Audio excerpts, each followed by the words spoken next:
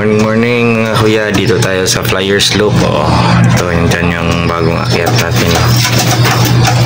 Yun, ito yung mga warriors natin dito sa Flyers Loop. May nagchat pala sa akin kahapon mga kuya. Sabi sa akin na umuwi pa daw yung binigay kong ibon. Dito naman nga sa yan yan, may clear pack. Yan, banded yan mga kuya, tsaka may perso ko yan. Binigay ko na lang kasi hindi ko nalaro last year, kaya binigay ko sa bata. Nag-chat sa akin siya kahapon, mga around alas 10 na yata ng gabi. Boy, ito yung ibon mo boy, bumalik dito sa loob. Kunin mo na lang bukas ng umaga